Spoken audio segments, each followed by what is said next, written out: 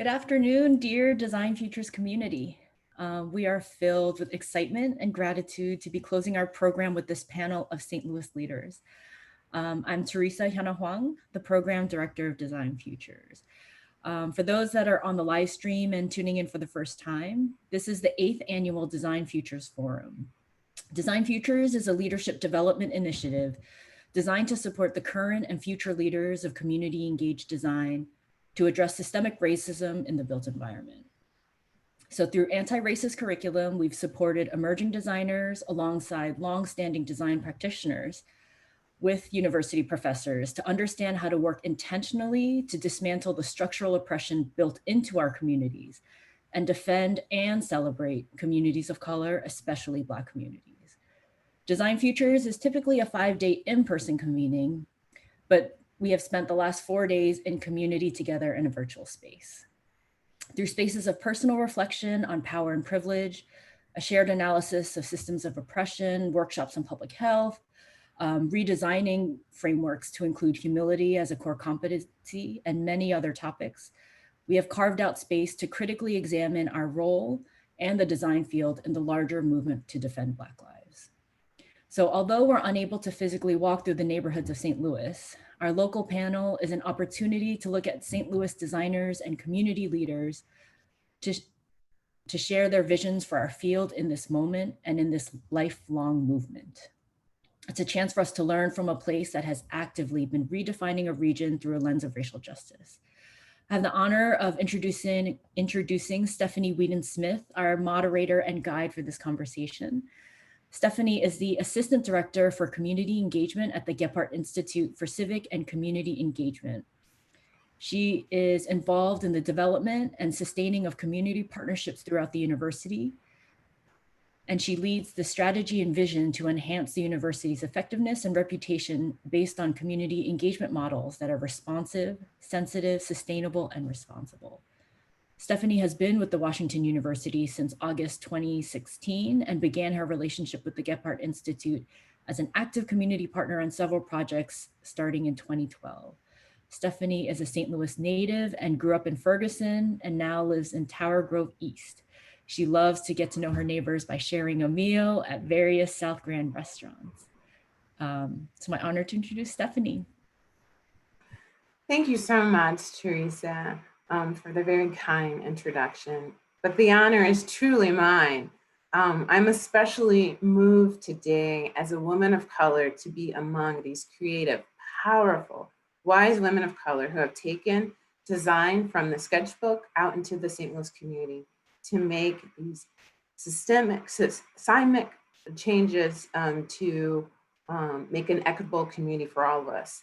Their individual journeys have inspired me, and I look forward with all of you in the next hour and a half to learn more about how their practice has evolved and what their world looks like in a post-Ferguson, COVID-19 era world, centered in this current moment of national dialogue for the movement for Black lives. Without any further ado, please let me introduce our panelists, Melissa Betts-Sanders, Panina Oteo-Leka, Antoinette Carroll, and Julia Allen. We're gonna spend our time together just to get to know them a little bit better. And what other way to get to know each other than to find out first where you grew up, tell us a little bit about who you are, what you do, and then the center of what is that intersection of design and community that you want to bring forward. Let's start with Melissa. Hi, I'm Melissa Betts-Sanders. I go by she, hers pronouns. I'm a St. Louis native. I was born, raised, and educated in St. Louis for the most part. I founded Black Arc Design in 2019. Black Arc Design is a collaborative that not only collaborates among interdisciplinary practitioners, but it also collaborates with community. I founded Black Arc after growing frustrated, or as Dee Nichols would say, sick and tired of the traditional practice of architecture and its slowness and reluctance to be truly inclusive and equitable. My practice centers on working at various scales of design. I have a background in interior design, architecture, and urban design to redesign spaces that have been designed for exclusion, discrimination, and inequity. Thank you. Panina. Thanks, Stephanie.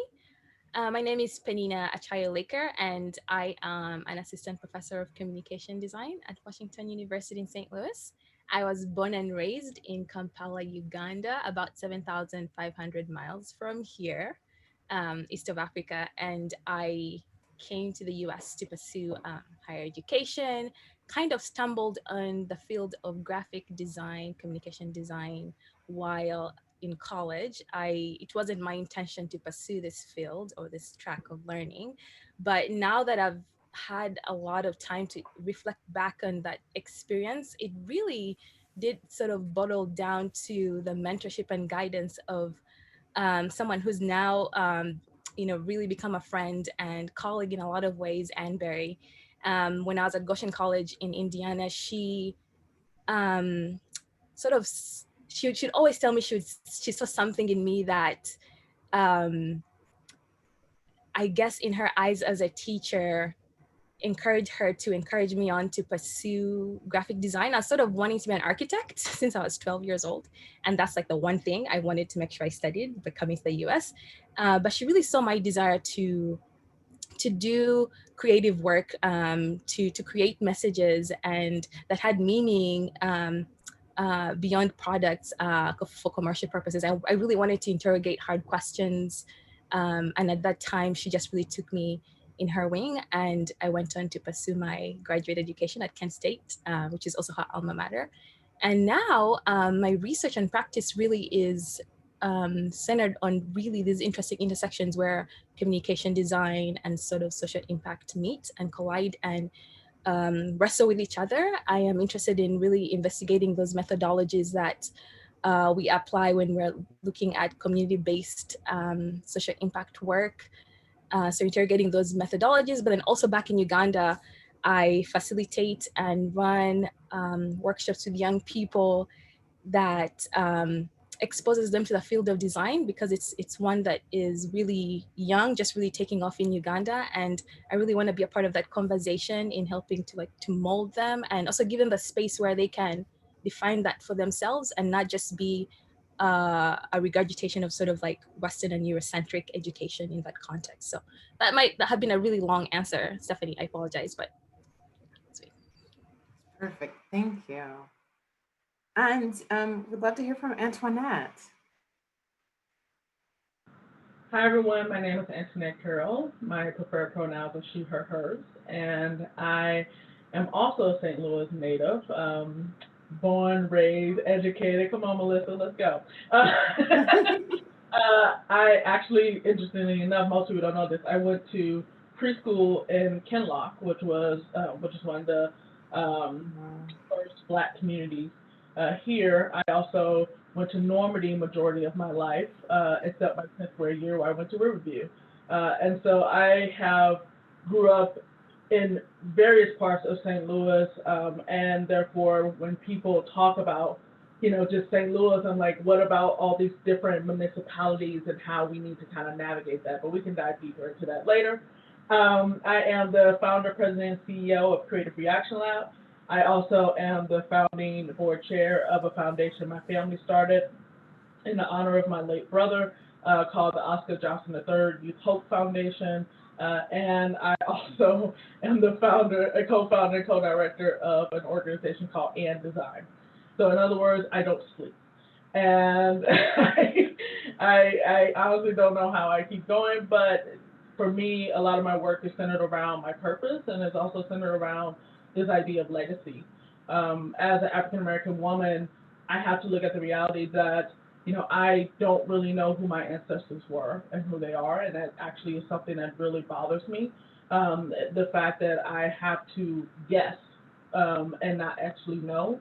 And when I lost my 14-year-old brother to gun violence here in St. Louis, the first thing that came in my mind was, what about legacy? Like, he doesn't have a legacy to leave.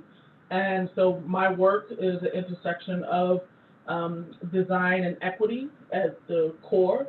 I studied graphic design. I worked in advertising marketing for almost 10 years. But for me, it really became a pivotal point when I started to look at how do you design diversity and then challenge myself even more of how do you design equity and ultimately how do you design liberation. And so that is the center of all of the work that I do, no matter the organization, and really what drives me.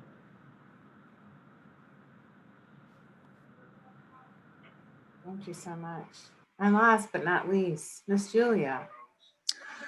Hi, everyone. I am advertising my organization, For the Ville. I am the co-founder of For the Ville. My name is Julia Allen. I am a lifelong resident of the city of St. Louis. I have lived in the Ville for 70 years, okay? So as you know, that means I have passion for my neighborhood. You know, when you all are talking about pronouns, my pronoun would have to be we. And the reason I say that is because no one can do this work alone. We have to do it together. We can't live in our silos any longer and think about I, me. We've got to start thinking about we, because when you think about things in the long term, we all have the same issues, all have the same problems, and are faced with those problems, maybe in different ways. But as far as social justice is concerned, we have the same problems and issues. And one of the reasons For the Ville was started was out of frustration of the Ville neighborhood being completely just overlooked when it comes to design. I am not a design anything. I am a social worker by trade. So I think I really do come from a social justice perspective. I've met a lot of like-minded people, and if it was not for those people and the we, I would not be the person that I am now. I would not have the voice that I have now. And like I said, For the Ville, we're young, 2 years old. We're intergenerational organization. We've worked with Melissa. You know, we try to work with anybody who has the same purpose, you know, because we know we don't have all the strengths. So we have to draw on the strengths from everybody else.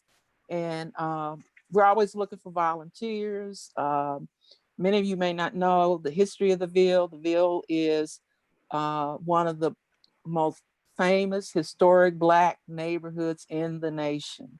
I mean, we are part of the Smithsonian Institution. And to say to Antoinette, keep fighting for Kinloch, because a lot of people don't realize Kinloch really does not exist, and it's being used as a dumping ground. And it was the first organized Black community in the region. And there are a lot of, just in the city of St. Louis alone, there are a lot of Black communities that no longer exist. So I'm fighting with the rest of we to preserve, conserve, and keep the legacy alive, like Antoinette said. There is a legacy here, and we have to, stand up for it. And I'm done. No, you're not done.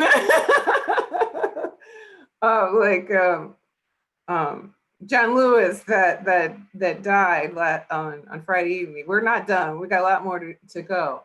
But what was really amazing and what I could hear, and as all of you talked, is this drive that for places that you were pushed out of, or places that have been erased, you tried to create something new. You really, it really sounded like your journeys have been about, that rose growing from the concrete.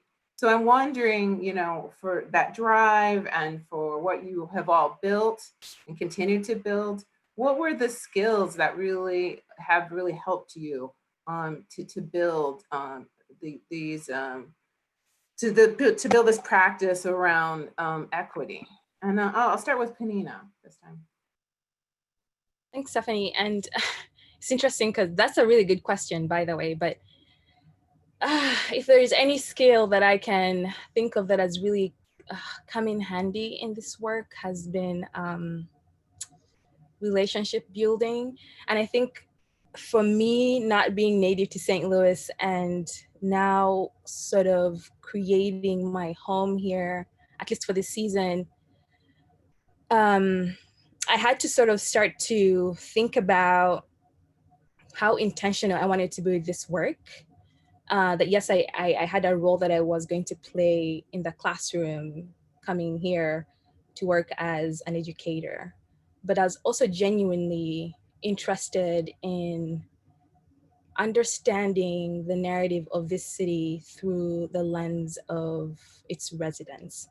And so when I moved in 2015, and I still remember Antoinette Carroll, I didn't even know who she was really at the time, but just reaching out to me and asking me to grab coffee with her. And this was, way back when it feels like 10 years ago, but when Creative Reaction Lab was just trying to take off, and just having a conversation just about her hopes, her dreams, her desires. And you could see there was a love for the city, a love for wanting to do well, and wanting to sort of change the narrative around St. Louis, because around that time, sort of like post-Ferguson, like it's like everyone associated St. Louis with like, it's like you would think there was like a war of sorts happening in St. Louis, and there was like nothing really bright and lively that was happening. But to just see that through people like her, who were sort of at the grassroots level, like toiling and struggling to like to get something going,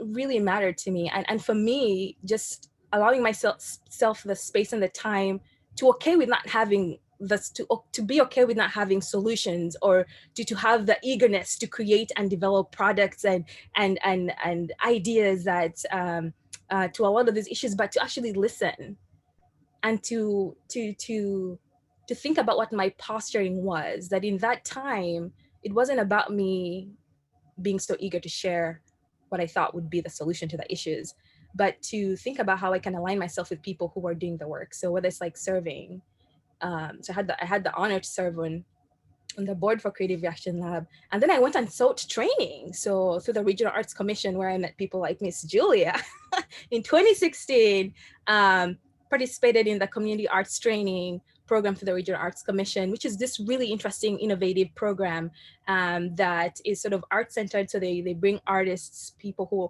identify as artists from all disciplines. So not just like graphic design or architecture, but music, poetry, name it. And so we're in a cohort, and over the span of about 5 intensive months, you're immersed in a specific location and neighborhood in the city. So for my cohort, luckily I was in the Ville, and trying to do like a little bit of research, post training. All I could see, a lot of the content, or the narrative around the Ville was one that sort of like insinuated that this was a once thriving Mecca that now seemed to like really be doing very poorly, and it was just not a very good outlook. But during this training, we had to have sessions and classes in the Ville, and they structured it in a way that they had residents of the Ville, like Miss Julia, sort of come in and like teach us and take us around. And all I saw was a sense of pride for this place. I saw lifelong residents like Miss Julia who'd been there for for so many years, like generation after generation, like coming through and just like talking about this place with pride, like learning about Sumner High School, and like wishing, oh my goodness, how amazing, like Omar J. Phillips Hospital. So for me, that narrative started to shift, and I started to realize that the narrative will always be controlled by the lion, and it's not until the hunters start to tell their stories that the true stories start to get told. So for me, I started to realize that it starts with getting on the ground, building relationships, slow down your horses, slow down the solutions and coming up with beautiful ideas, get to know people. It's going to take a lot of time. It's only taken me about like 4 or 5 years to start feeling like I can participate. I can start to, because I'm taking the time to learn, and it's still happening. So skills, build relationships, be patient, get to know people. That's all I'll say. Thank you so much. Listening, such a key. Antoinette, what are some of those key skills that you've been building through these years? Because, like Panina, I've watched this from the very beginning, and it's really beautiful to see where you are now. Yeah, it's definitely been a journey. I want to also just thank Julia for reminding me like that there are communities here that we also are no longer here. So I just wanted to give you a thank you for that. My family grew up in Robinson, which doesn't exist anymore, and unfortunately, a lot of folks that came from Robinson also ended up with cancer. My grandmother was one of them, and so there's a lot of like historically underinvested like realities that we got to navigate. And to me, part of the skills that I've had to learn is like the role of the individual and the role of the system, and understanding that there's both. Because there's a lot of times when I hear narratives of stories that blames individuals and don't necessarily look at the role systems have played in creating the environments that we're in. And it's even down to our language. Like when we say, vulnerable community or lower income, and that's why I tend to say historically underinvested. Like let's look at the reality of like this larger situation, right? And so that's one of the things I've had to do. Another thing regarding skills is honestly having tenacity and stopping. I Creative Reaction Lab has taken many different forms. When we started, we did a 24-hour challenge around how to address St. Louis's racial divide. Dee Nichols, which is on this call, and also the keynote yesterday, was in there, one of the pivotal members. She also was our founding chair when we decided to become an org. But that's what we started. And now we actually do work across the continent, particularly working with Black, Latinx, and in some cases Indigenous youth to have them address issues around race and health in their own communities using a process that we created called equity centered community design.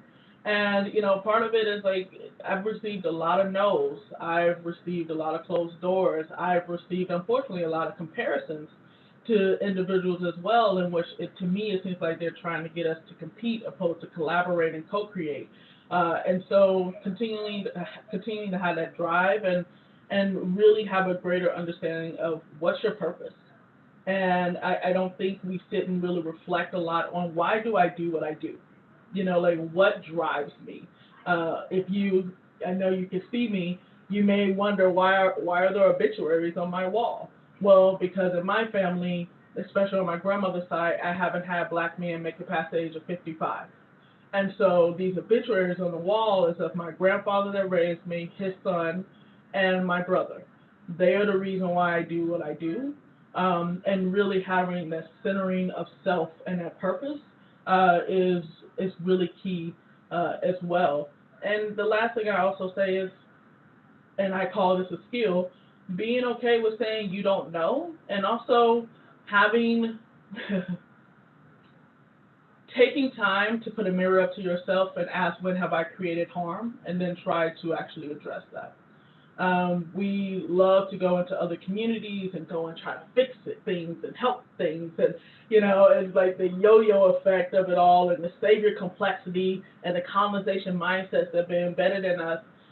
But we also need to acknowledge that we have created harm in many different ways, even when we try to sit in silence, even when we think we're leading through the lens of passiveness. And that's why you see this movement where people are saying you can't just say I'm not racist, but be anti-racist. It's the same thing when it comes to design for me. Like the definition of design that we use is the intention and unintentional impact behind an outcome. That means that everything you do contributes to design. Everything has been by design. Systems of oppression, inequality, and equity have been by design. And so at our org, we're working to build a movement of what we're calling redesigners for justice, and thinking about how do we redesign through the lens of humility and respect, and honestly shifting power, where it is not just focusing on the status quo, but honestly shattering that and centering history and healing in the process as well. So I'm gonna stop there. Thank you, Antoinette. Miss Julia, tell us some of the skills that you've been gaining from this community work. the biggest skill that I think is relationship building and collaboration. Like I said, I'm a social worker. So this was really relatively new to me because I didn't really understand how design fit into community development until I went to the Regional Arts Commission and they told us, look, you got to come up with some kind of project that incorporate art into your neighborhood. And I've kind of looked at things since then. It's like a three-legged stool as far as things go. I had to learn about preservation, had to learn about conservation, and I also had to learn about equitable design, not just design. And I've also learned that I had to do my research related to policies that affect my community, because one of the policies that's really affected North St. Louis was the Team 4 plan.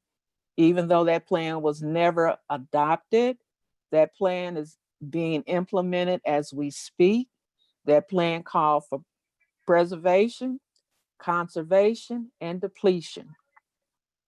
And if you replace depletion with equitable design, it changes the whole purpose of design.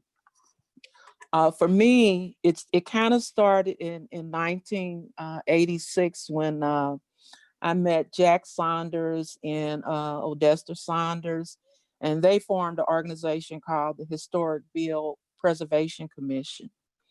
And under that, they were working with Fred Robinson, who was the chair, Jack Saunders, who was from the Department of HUD, Odessa Saunders was from City Corps, and then we had advisor Dr. William Harrison, who's a PhD from Washington University.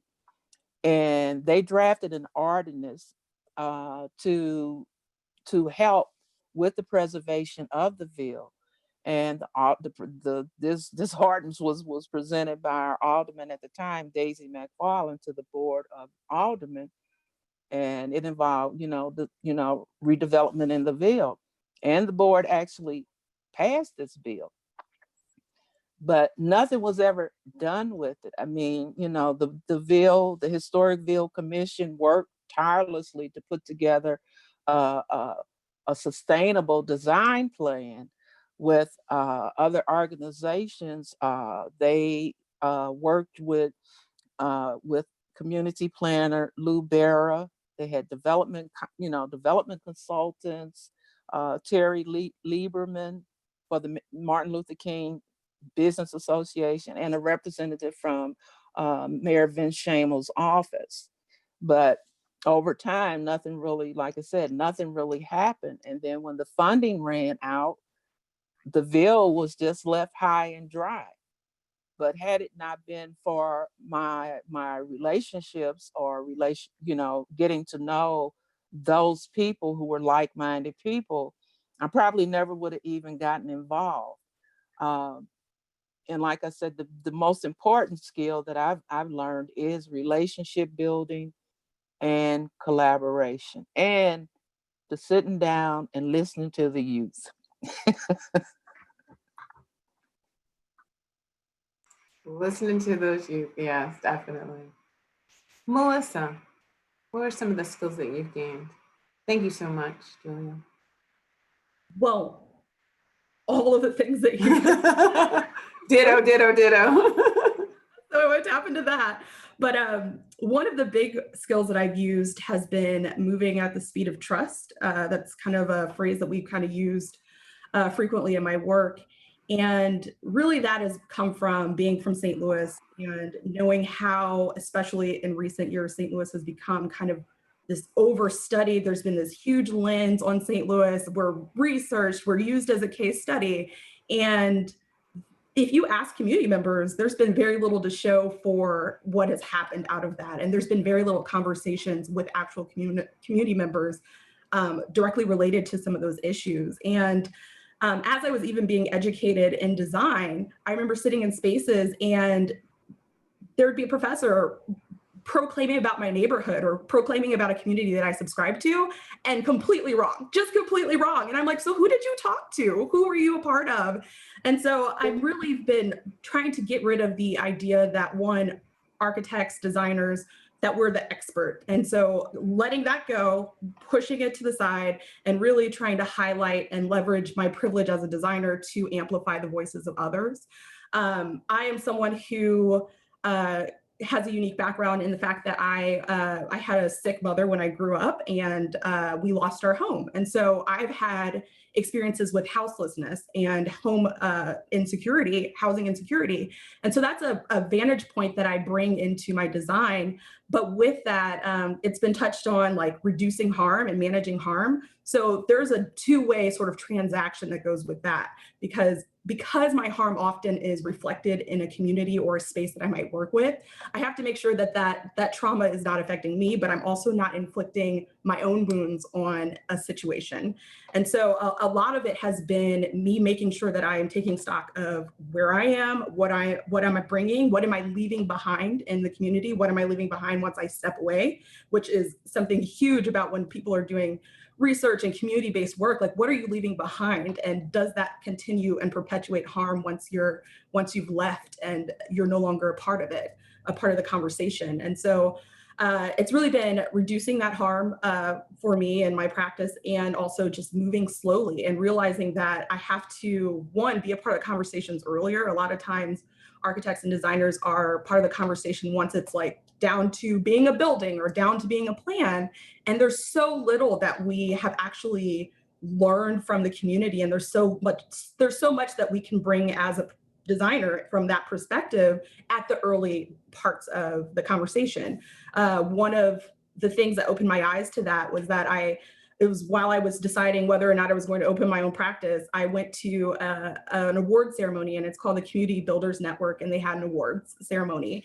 And in that room, we had older people, we had bankers, we had real estate, we've had community members, we had community leaders, and I thought it was amazing. And then I would say, oh, hey, I'm an architect. And they were like, why are you here? One, why are you here? And two, thanks for being here. And I was like, so no other architect has been here. And there are areas that I was like, I know that firms have worked with that nonprofit. I know there's firms that are working currently in that community, and you're not showing up.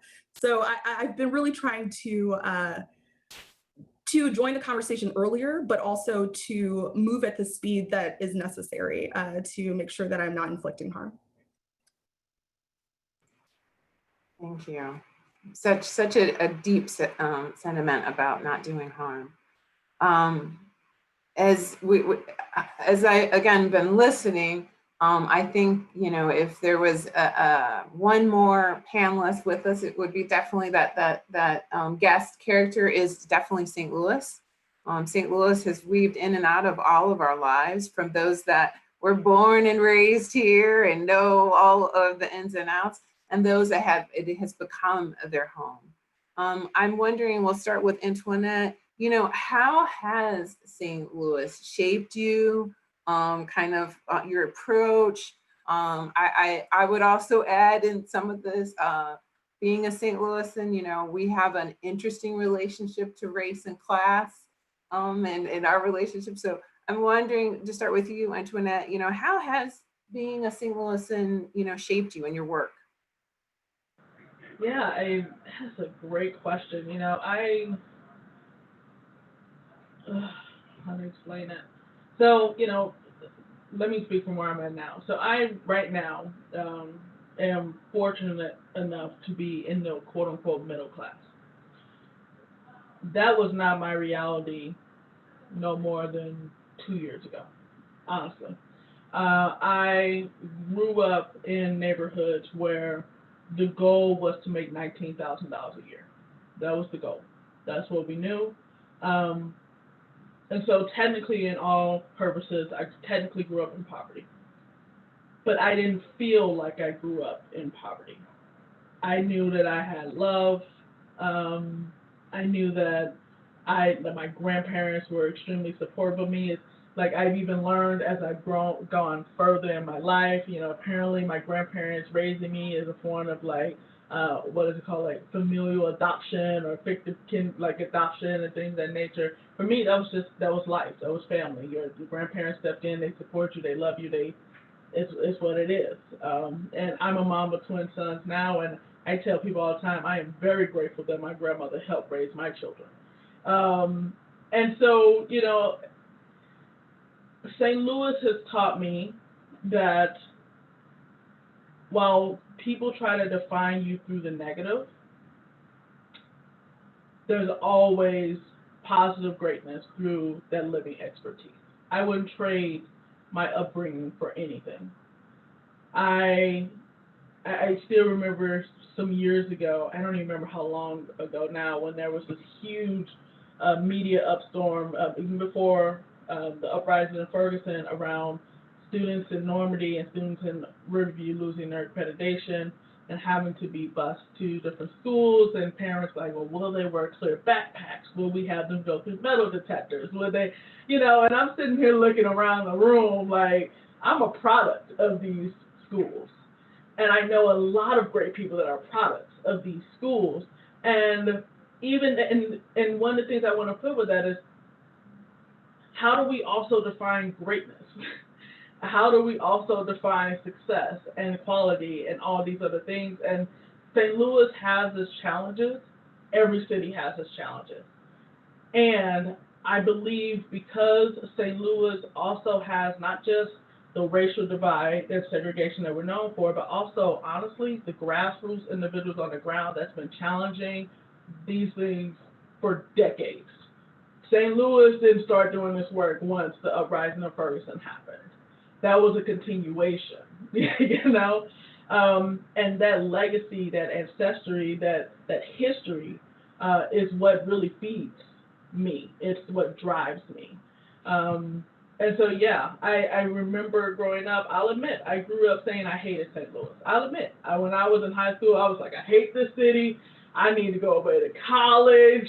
I can't be here. Because I was a first generation college student too. I was like, my out, let me go. And coincidentally, I literally went to a college that was right down the street from the house I grew up in. I lived on campus because, I can't save my people. I was like, I love y'all, but look, it's time to go. I got to separate. But there was still, I didn't leave because I realized that it was important for me to center my living expertise and to not run away, but just be a part of the change. And I'm grateful that I have.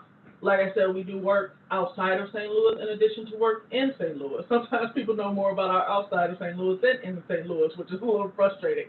But, there's an intentionality on why our headquarters is still based here and why we haven't moved to Chicago or to New York. Because honestly, the activism in this city, in our county, I'm gonna sound selfish, but I don't think it's matched. I think there's something special about the power here, and because of that, that's helped me even understand my own power. Thank you so much.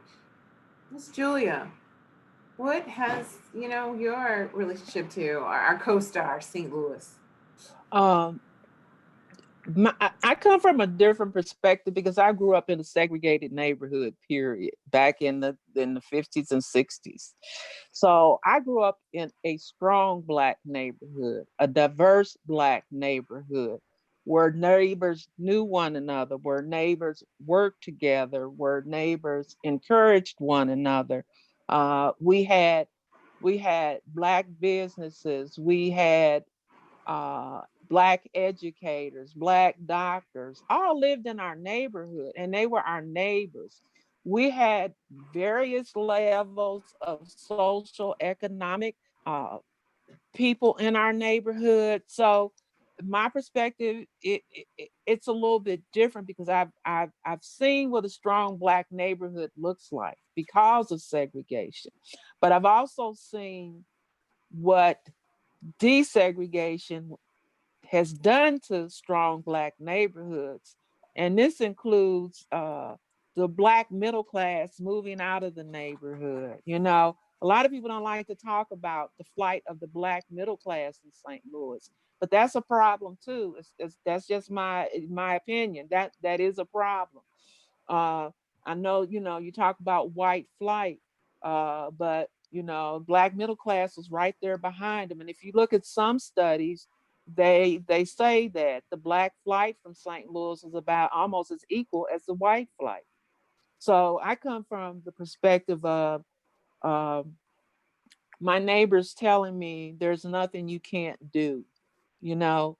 Uh, uh, and I'm gonna tell a story because I've told this story to everybody. But when I was a kid growing up, there was a teacher that stayed down the street from me. Her name is Julia Davis. Okay, so there's a library in St. Louis named after her, and she was a great historian.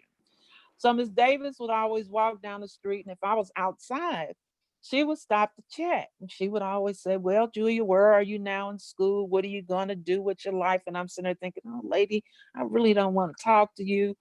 But sometimes I would see her coming and I would just go in the house. But Miss Davis's voice was always in the back of my head, encouraging me to step out there and don't be afraid, take a chance, do a challenge. I went back to school at 50, grad school at 50 years old.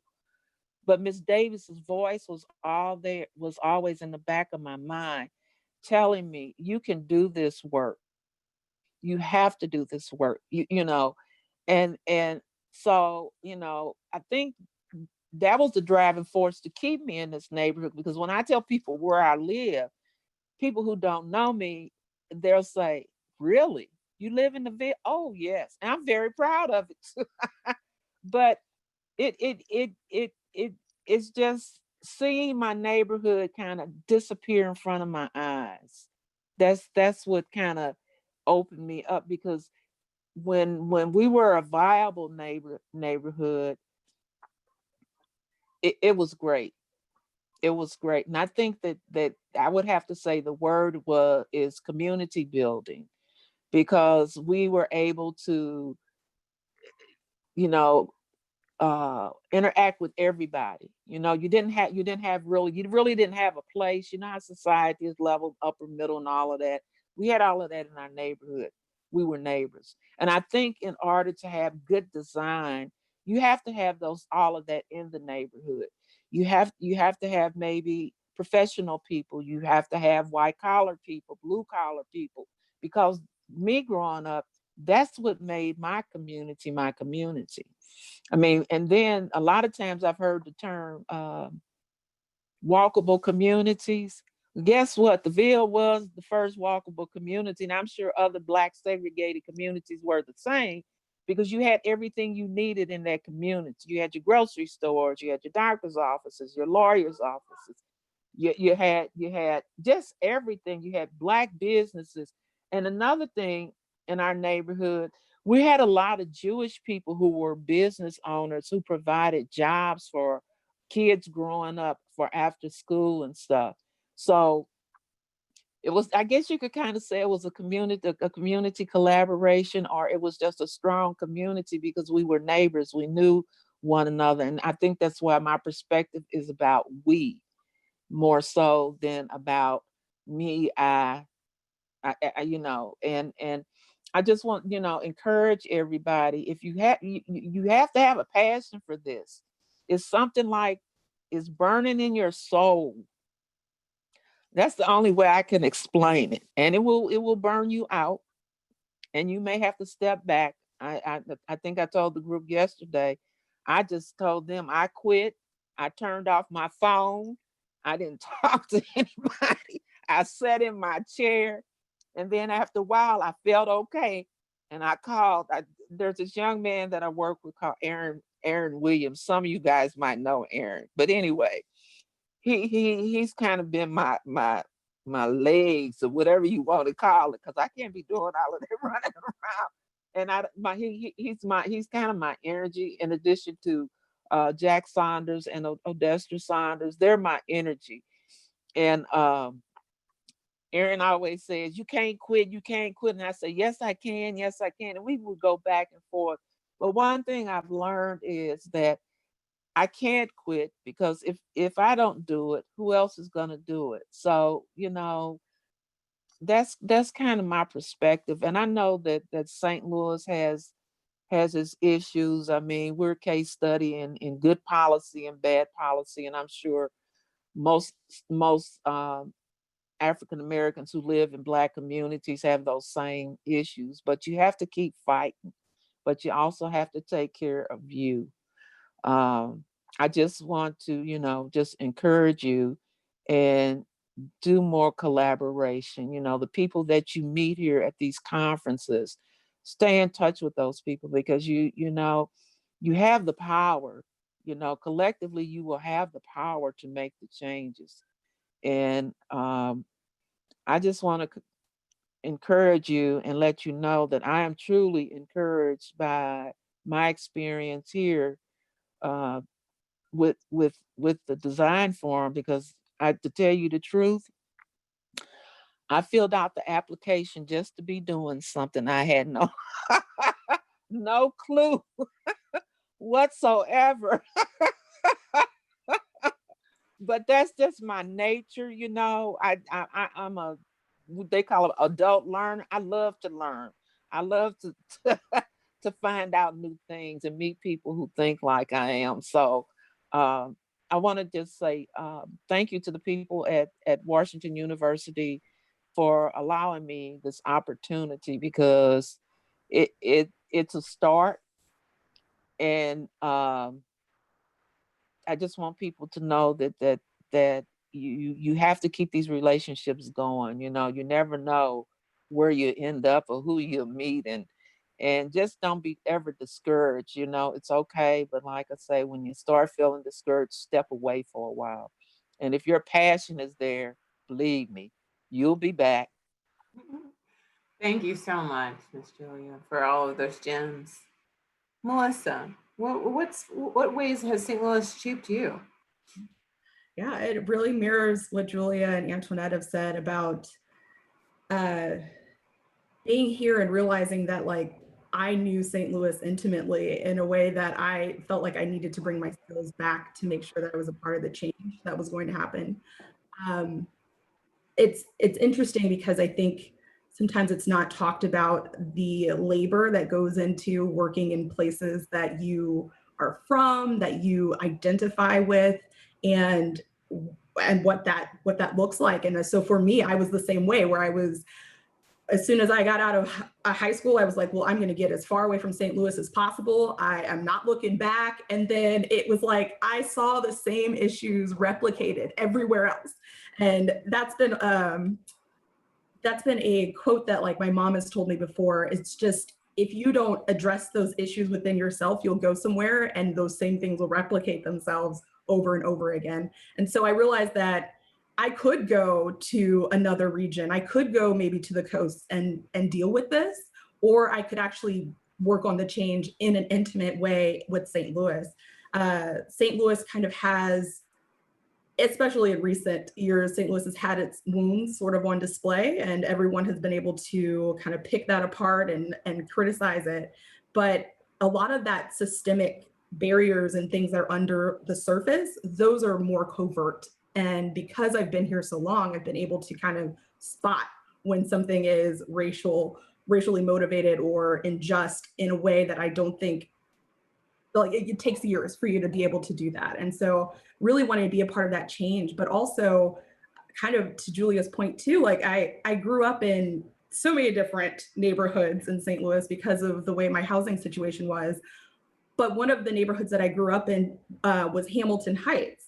And that's where my great grandmother's house is. And so my great grandmother's house has been in that neighborhood for 50 plus years. And so she has gone through, what those restrictive covenants were and redlining. And so, like, they worked really hard to be able to purchase that house and for that house to be just a place of sanctuary for our family and a grounding space for our family. But I've watched the neighborhood change, and but I haven't watched the community really change. I haven't watched the neighbors not stick up for each other or watch out for each other. And even when there were high levels of crime when we lived there, I still had, it was funny, I had like a drug dealer down the street who would watch me every day when I would take the bus to go to work because he was making sure that I was okay. And there's still those neighborhood bonds, even when people try to like focus on the negative and paint neighborhoods and communities with a broad brush. There's still so much support and also the grassroots efforts of just community members taking up for their own and taking up for their own spaces and saying, hey, I'm here and I want to continue to live here and hold the space. So yeah, I think being in St. Louis has really made me think more nuanced about what community is and how to be a part of it. Nina, thank you, Melissa. Yeah, Nina, tell us, you've made this your home, St. Louis. You come here, made it your home. How has it shaped you? What are the things, the lessons that you've been from St. Louis? you know, I could just sit here and keep listening to so much. So much. And I actually, to what Melissa said, I'm still continuing to aspire to know that intimate St. Louis. You know, I think a lot of us know the St. Louis that the media wants you to know. We know the St. Louis that has been painted in a national light for a lot of reasons. But I've also come to learn, that St. Louis, for some reason, has also been a focal point for some of the most important issues in this country. When you think about like from Dred Scott fighting for citizenship through to Shelley Kramer, V. Kramer fighting for fair housing policies, like there is a reason why St. Louis has also been the bedrock and the place where a lot of those important cases have been won, and I think my relationship to the city is still growing. We're still working on it. I like Melissa said, and everyone else is saying, this work is exhausting. It's I was trained as a graphic designer, who has a passion for clarifying information using text, images, and words, but I was not trained as a historian. And if I'm committed to wanting to do work in this city, I gotta learn this history. There is a complex fabric and character to this city that needs to be learned, and I'm learning it. I'm wrestling with it. It's a tough history, but also at the same time, there are all these great intimate stories that are part of that same fabric that don't often get told. And I'm really, really committed to wanting to find those out. Hence why relationship building is really important.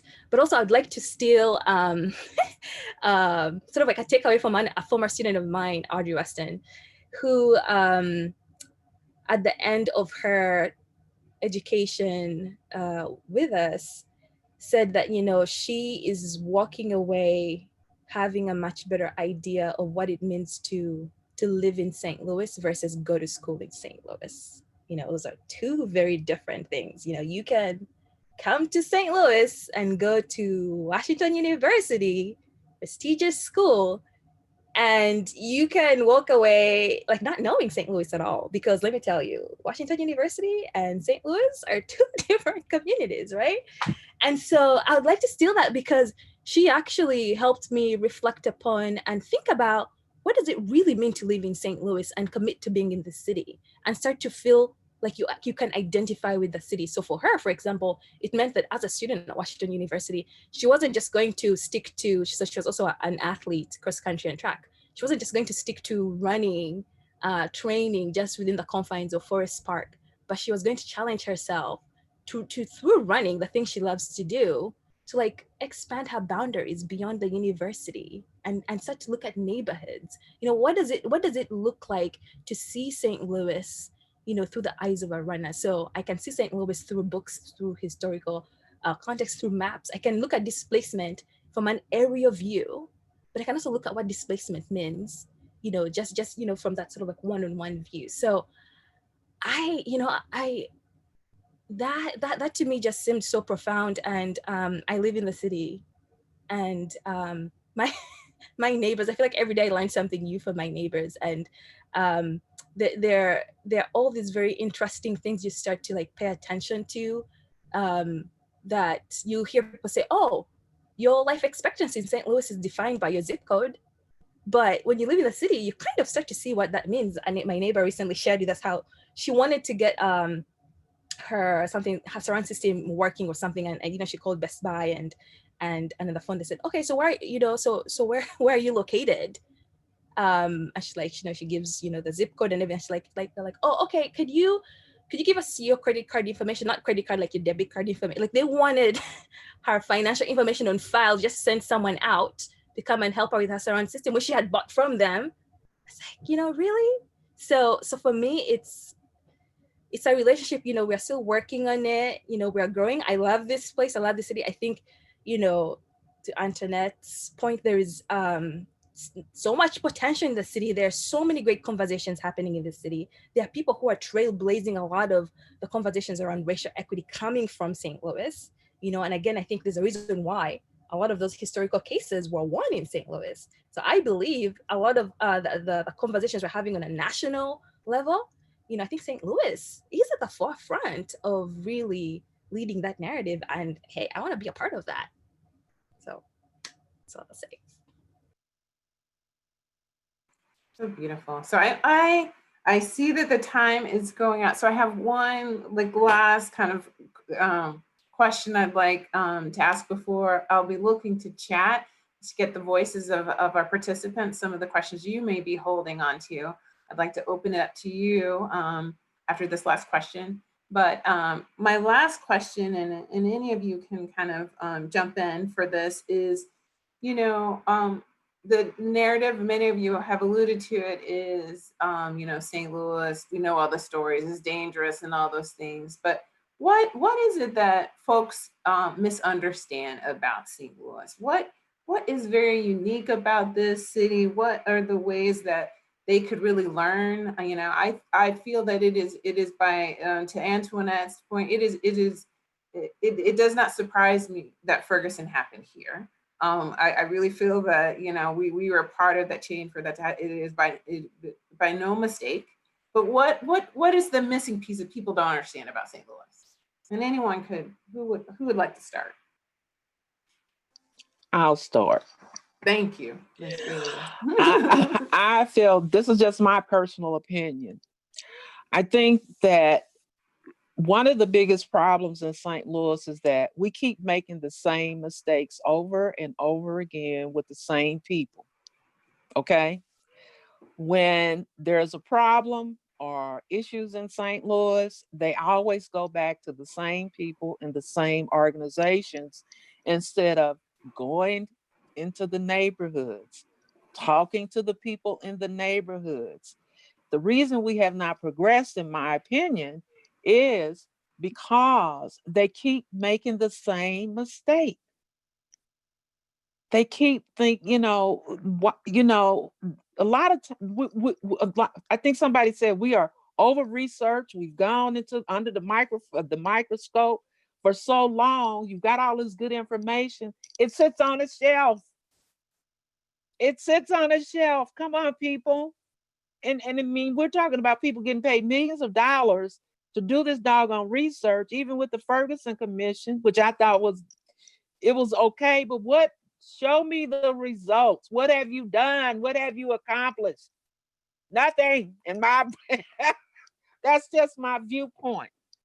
And people can sit in high places and think that they know our solutions. They don't know our solutions. If we don't have a place at the table, you cannot tell me you've got my interests at heart. We have to, as social minded people, we have to be at the table. We cannot be afraid to be at the table. If they say the squeaky wheel, the one that gets the noisy wheel gets the most attention, or the squeaky wheel, make some noise. I mean, we've made noise with Ferguson and everything else, but I'm looking for results. What are the outcomes? What have you done? What steps have you taken since you've come out with all of this research? What programs are in place? What things have you done to see, well, we came up with this solution. Let's see if it works. Does it work? Does it really work when you really apply it to situations? And we keep doing this over and over and over again. Um, we also have an organization in St. Louis called Civic Progress. Civic Progress really dictates what goes on in the city. They don't care anything about the people in the community. And that's just my personal opinion. They don't even live, probably don't even live in the city. St. Louis is good because St. Louis used to have more major corporations in this city than any other city in the United States. Don't tell me resources and money and fortitude are not there to solve these problems. They've got to stop turning their backs, going out to their country clubs, creating bad policy for us, and expecting us to be happy with this stuff. It's just not acceptable anymore. It really isn't. And there's a lot of good in St. Louis, especially, I think somebody hit on the thing about in our communities. Nobody talks about the work that's going on in the Ville Collaborative, the back to school programs, Annie Malone's Children's Home, Tandy Rec Center. Nobody talks about that. You've got all these pieces in our neighborhood working together. But what do? You decide that we're not going to do anything for North St. Louis. We're not going to support them in any way. We're going to continue to tear down their neighborhoods, push all of the problems up to the next neighborhood. When you tear down a neighborhood, the problems don't go away. You just send them to the next neighborhood. You just and they don't, and no wonder they can't solve crime. They're just pushing it up to the next the next place. Even the biggest development that's going on in the city of St. Louis is that geospatial development here in St. Louis. I live a stone's throw from that development. I know, and I guarantee you, as that development comes online, they're going to try and push us further north or west. As long as I have breath, it is not going to happen in the Ville. It is not going to happen. I'm going to make noise. I'm going to protest. I'm going to shout. If I have to be a person of one with my little sign that I made, I can't draw, but I can make my little sign. We got you. We gonna get Panina gonna create the sign for you. It's gonna be good. Right. You got a sister here. Sisterhood here. I can't. No worries. So no worries. We got your back. We got your leg. Thank you so much, Miss Julia. Thank you so much. I think you're so right, and people are putting all the different kind of quotes there about, especially when you stop at one and goes to the next neighborhood. I invite folks, we've also have the map for the St. Louis tour for folks to be able to take a look at that and see what a lot of the places that we've been talking about. I invite our participants right now to offer any types of questions that you want to hear from our panelists. I have so many more I would love to ask, but I want to invite you all to place those into chat so that we can continue to be able to find out more from these amazing women. Can I add to Julia's point while we wait on the Sure question? can. So Julia, I 100% agree. This is a city of reports and committees. Mm-hmm. Reports and committees. And also the reality is that the separation between the city and the county also doesn't help the situation as well, right? And St. Louis, I think some things that people don't fully understand is that St. Louis has a strong arts community, a strong grassroots civic engagement community, and in some cases actually intersected. which I think is extremely powerful and could be a great model to other communities, works of like artists. It's just, it's amazing to see the changes and the shift that they've been able to create by centering arts and design for impact. I think has been substantial.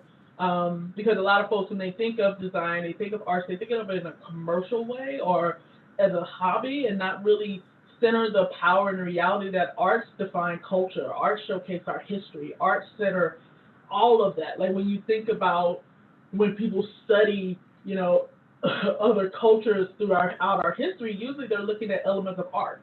You know, they're looking at pottery, they're looking at cave drawings, they're looking at written pieces, oral storytelling. Like all of that is extremely powerful. But I also think a struggle with St. Louis is that we one, there's a lot of performative change. There's a lot of less focus on, you know, creating a report but not actually putting an investment into the implementation of it.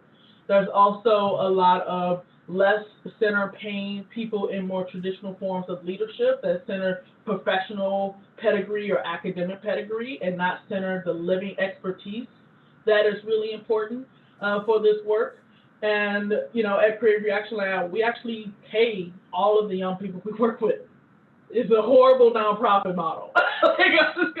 Like people have literally said to us, how are you a nonprofit? You pay everyone. But it's one of those where we see the value of that living knowledge.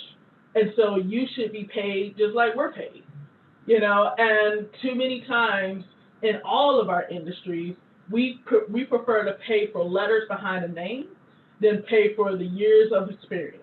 And so St. Louis needs to, and not just St. Louis, for everyone, for all the folks wherever you all are at, think about one day you might control a budget. You might be on a project and you're thinking about a budget.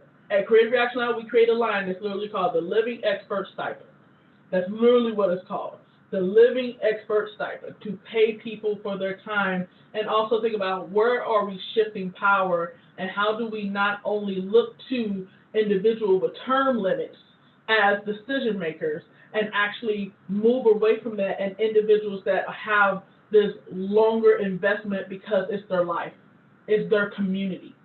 Julia is a great example of this. That's her life, that's her community. You know, she's not doing it for pay, but it doesn't mean that she don't need to get paid. Give her her money. She's working hard, you know? And too many times, like when we look at a lot of community engagement work, and Melissa spoke to it earlier, also just the recentering of our own trauma and trying to unpack and get rid of trauma, you know, we look at it as like, oh, well, that's great. That's, you know, thank you for your time. Thank you for your service. Here's an award. If they give you that, no one gives a crap about the award. People want to be paid. People want to be sustained. People want to be able to feed themselves and their families and have a good quality of life. Because St. Louis, we need to focus on life expectancy and we need to focus on quality of life.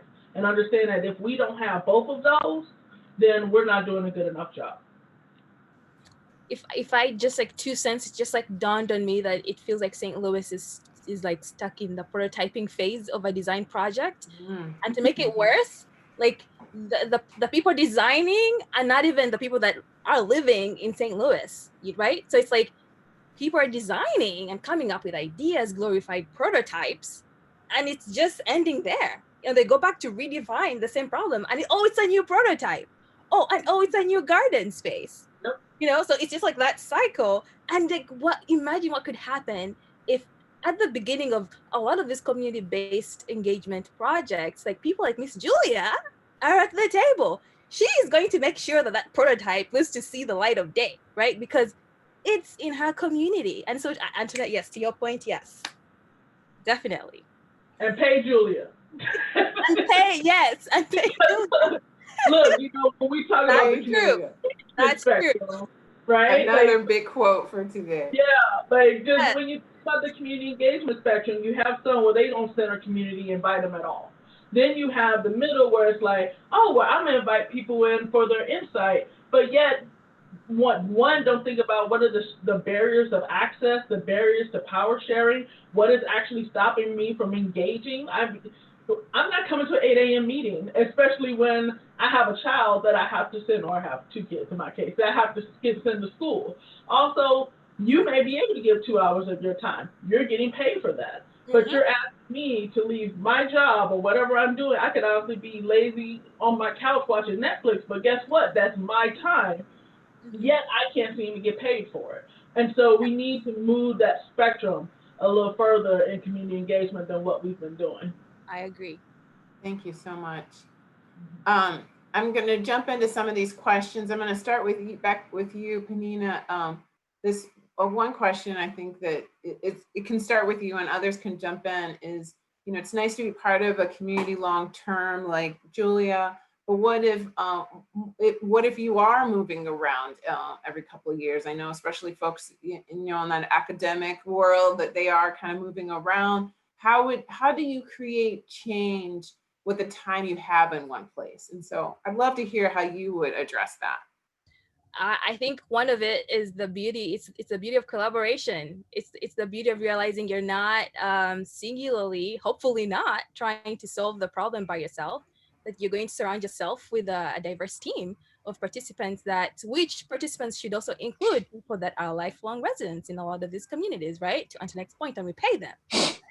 So as you move on, I think sometimes the beauty of community-based work, especially when you're participating as not someone that is a part of that community, is that you're sort of working yourself out of that job, right? You're sort of, you're recognizing what your role is, and oftentimes that I think for designers we need to learn to be okay with not always being the one that comes up with like the best idea, or that makes the prototype. I think sometimes it's okay for you to realize that your role might be around facilitating and helping to develop um, sort of methodologies to like help engage the community. Like you should think about what that role is. So if you're to transition out, that the project sort of carries itself.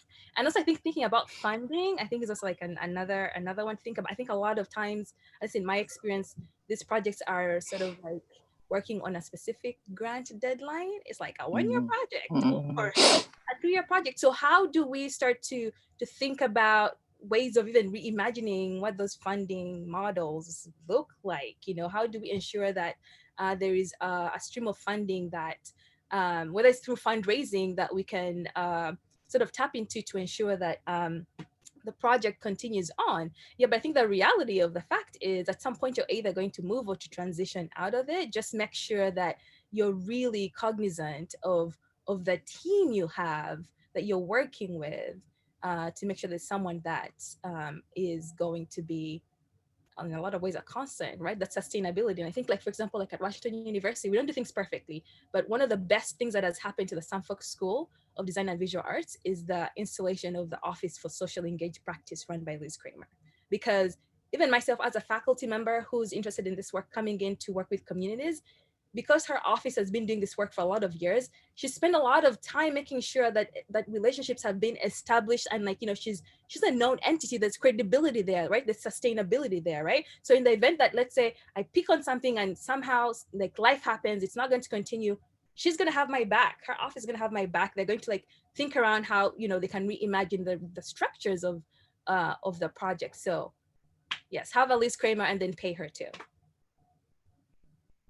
Can I have I one love quick? all the shout out. Quick thing? Yes, Antoinette. So, and I'm gonna say them quickly. I'm just gonna remind everyone earlier what Melissa said around moving at the speed of trust, and I think that is something that is really important in this around this question of like one, really questioning: am I coming in with an agenda? And if I am, let that go now, because many designers come into spaces with an agenda already set up in their mind.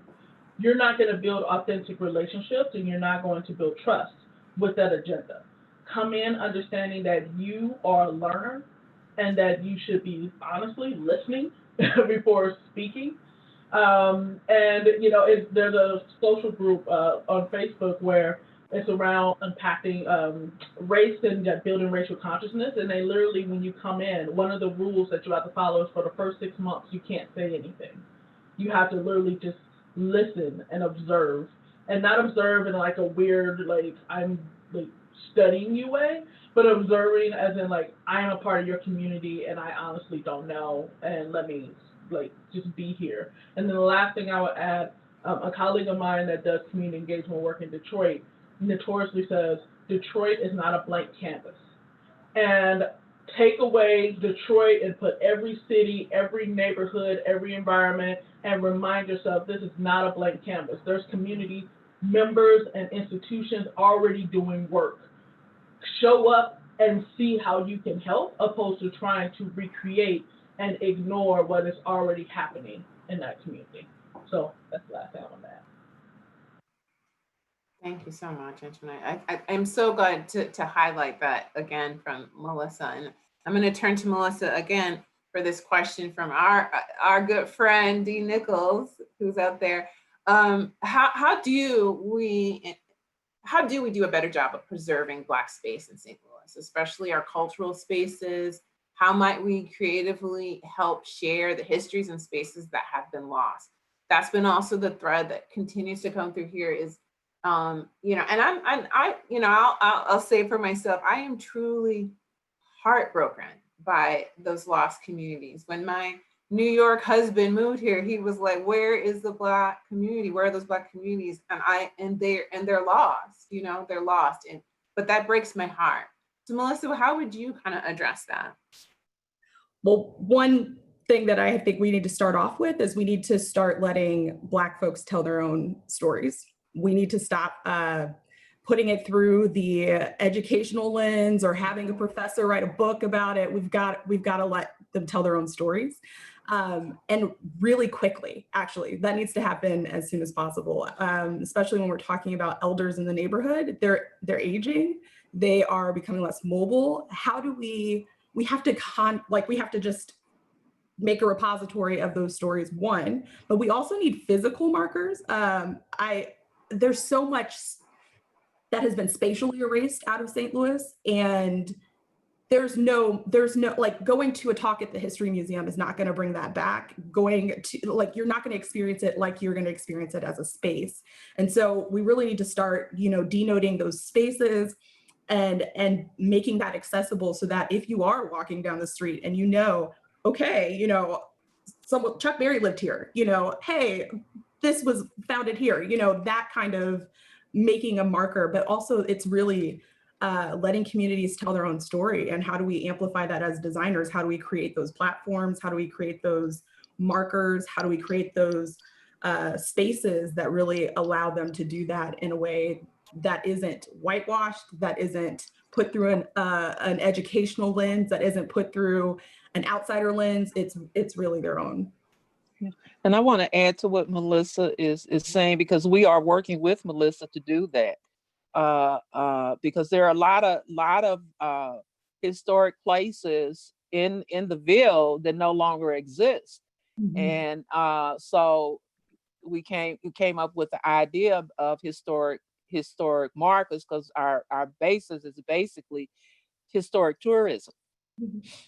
And that's what we've been doing. So those places that and Aaron knows Melissa. I didn't know Melissa until I met Aaron. I met a lot of people through Aaron.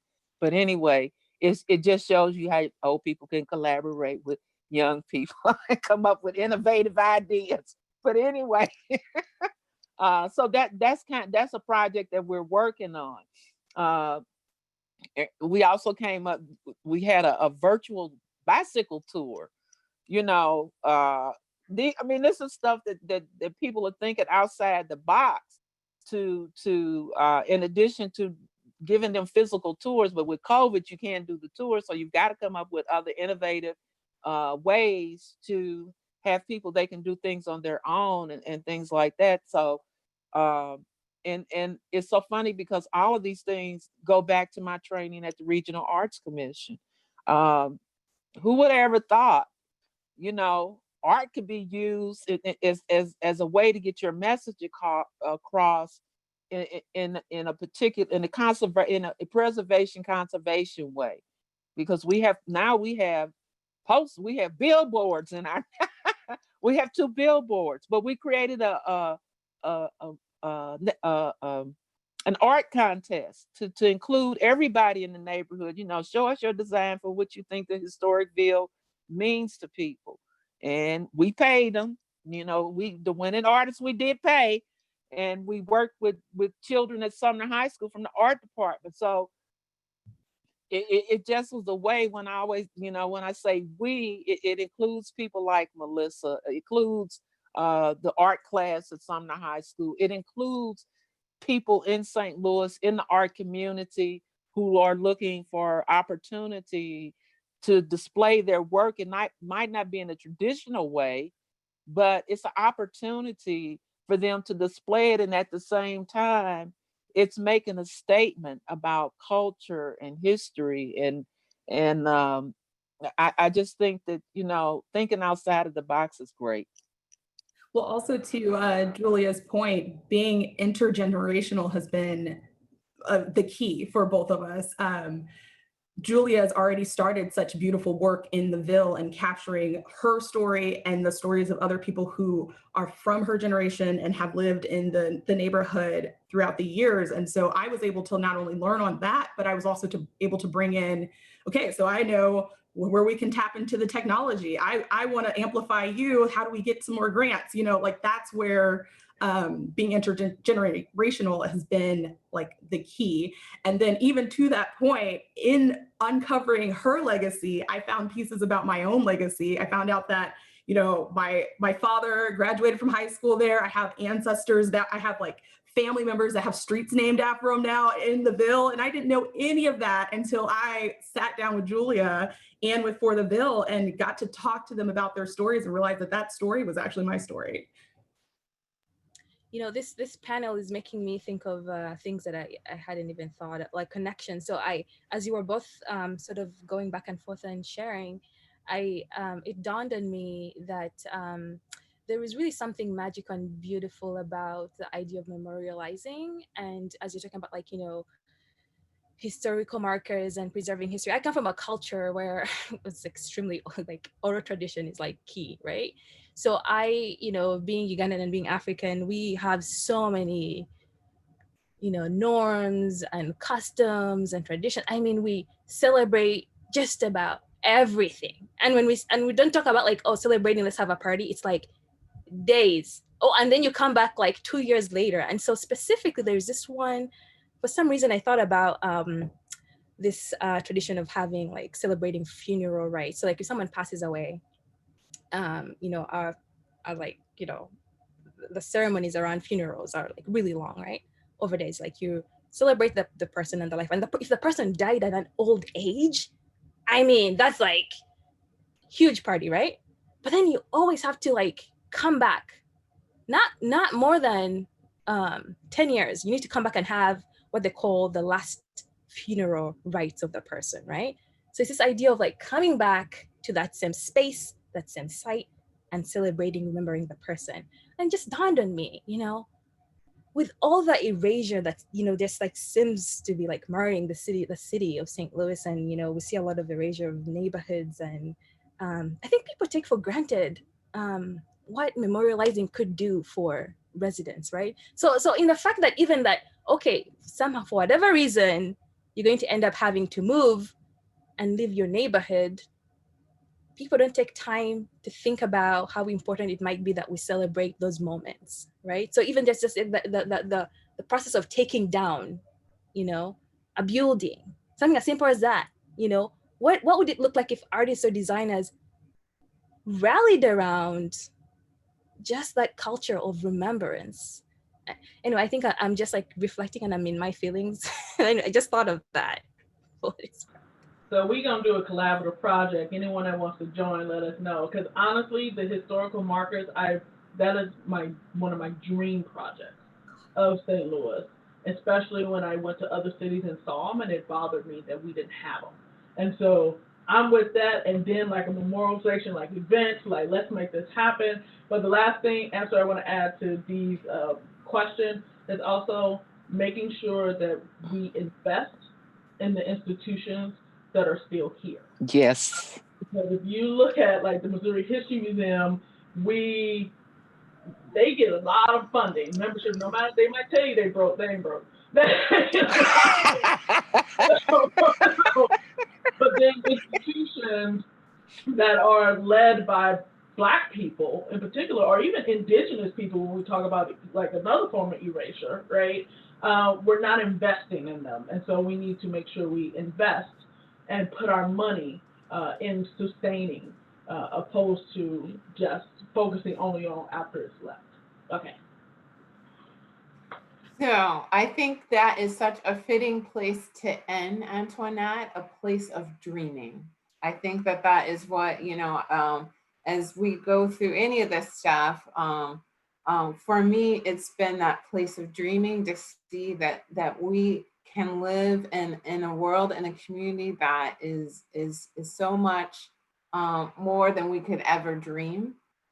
It is a world where we are neighbors, where trust or it's built on the speed of trust. It is a community that it is about remembrance and about those that came before and honoring what they have given us before. Again, I came here today really seeding in that we have lost the last of the big six from the civil rights movement on Friday. And that fire in your belly, that is what we are all asked to do. We are all asked to take that next baton. So I thank you all for a wonderful, stirring conversations. I wish we could stay on for much, much longer. I have lots of questions, and I know many folks have other questions that they have left. I ask for those that are still interested and are in St. Louis to look up these organizations, partner, listen, learn from these organizations. I think those are the first steps. If you're not in St. Louis, it's the same thing. Go and find those people that lived experience, getting to learn and to know who they are. I think that is the place that we are really going to be able to live into the community that we've always dreamed of, a one that is one for all of us, not just some of us. And so again, I thank you so much. My understanding is that you will have an opportunity, if you haven't had a chance to see this whole thing, to come back and see that on YouTube. The link will be there, and you'll see it in Slack. I think will be really great for a lot of folks if you want to continue the dialogue. I would love for folks to pass on this link to their colleagues and the organizations they're involved in, and start some more dialogues about that lived experience. I think that that's the way that we can continue this dialogue and continue to change our community. And with that, I think I'm on my last minute, and I'm sure Liz will tell me if there's anything else I'm supposed to add. But again, I leave you with such great gratitude and thanks that you would let me hang out with you for this last hour and a half. I feel so humbled and feel so honored. And so thank you so much. Thank you. Thank you.